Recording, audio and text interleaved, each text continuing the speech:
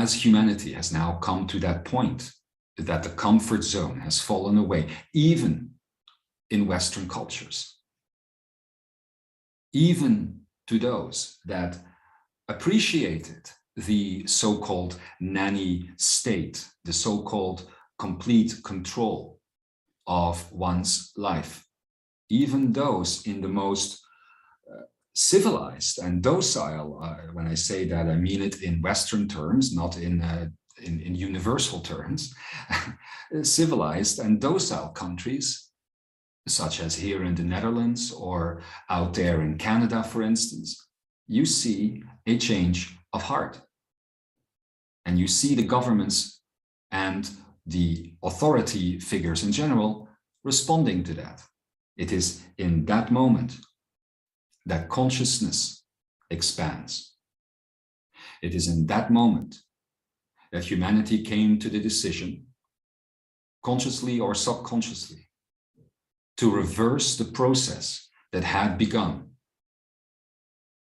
a long time ago, to reverse the splintering, to reverse its adherence to the authority of power. And when we speak of power, we speak of a very specific type. I brought it up earlier already. We are speaking of the concept of ma-non. Now, this is the idea that goes back to the invention of money and the invention of that sort of ownership, let's say. Because ma-non in ancient cultures was seen as a deity that often would express itself in negative ways, in ways that you would then consider demonic. And so a lot of the power structures in your world adhere to this principle. And the principle of ma-non, as you look it up or research it through your metaphysical knowledge, it has been accumulated over the centuries, you will see that this involves the principle of stacking. Now think of this for a minute. Stacking. Look at the development of your cultures and your societies. Look at how, as humans, begin to gather and gather and gather and collect with more and more and more in the same space. Eventually, this concept of stacking even seems to take place in the physical world. You begin to build skyscrapers and those sorts of structures. Recently announced here in the Netherlands that in places such as The Hague, millions of new homes need to be built, and they're going to be built in the form of these massive skyscrapers. The principles of stacking. The United States and places like Canada and other places, think of more modern cities, more recent cities such as Dubai, for instance. All over the world you have this principle. Very much looks like a computer chip sometimes, where you also see the same principle in data processing. But you most especially see this principle of stacking when it comes to money, when it comes to finances. Now, there are many that have gone before you in this question of why. Why this principle of stacking?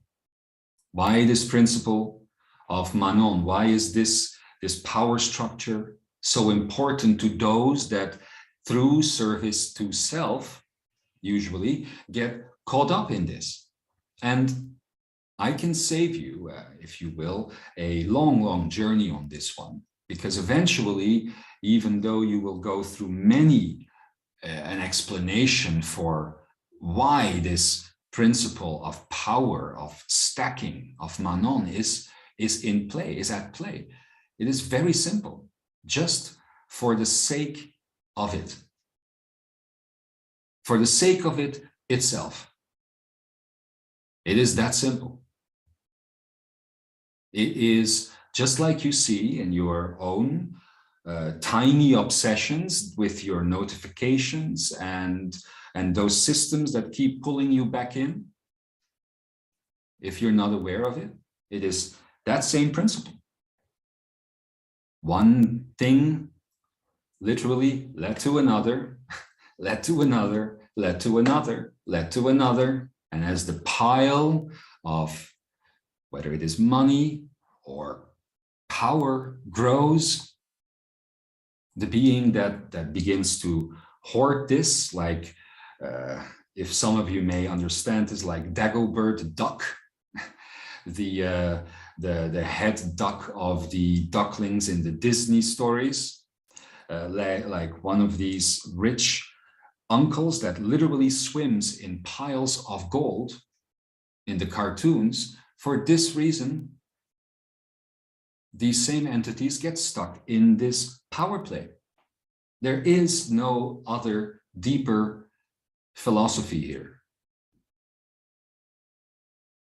This philosophy is now at the surface awareness of every human being on Earth. It took centuries to get there because obviously those cultures that previously had been colonized by the West, and in so many places where this colonization is still ongoing already, had centuries of awareness of this. But finally, this awareness has reached these shores of Western consciousness. And you have seen in these last several years, as the Me Too movements and all of these other things began, that hell has been raised and that political advantage, the Manon structure itself, has begun even politicizing and benefiting financially from these structures. So be it. That is, of course, the principle that is at play. Therefore, it will also, as this consciousness gets raised, do the same thing. As I said, there is no deeper thinking about this. It's just for the sake of it. But as this happened, you could argue that a great unbalance has been created in human consciousness and that people are now even more against one another, riled up against one another than ever before, perhaps. I would argue that this is not true.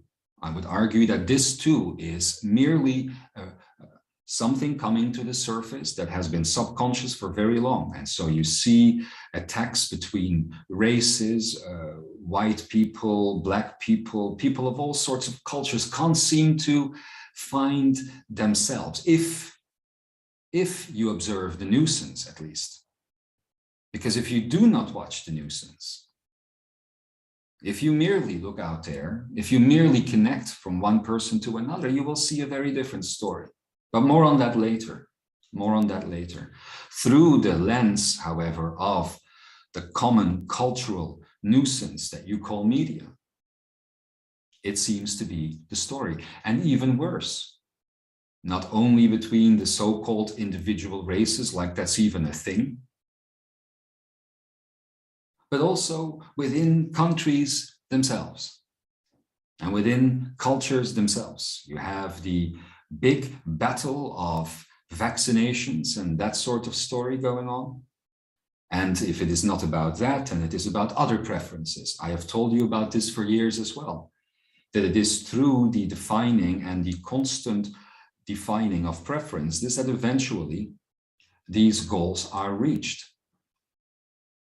Because let's face it, in order to continue to stack something that is already stacked, must you not divide it again? Exactly, just for the sake of it.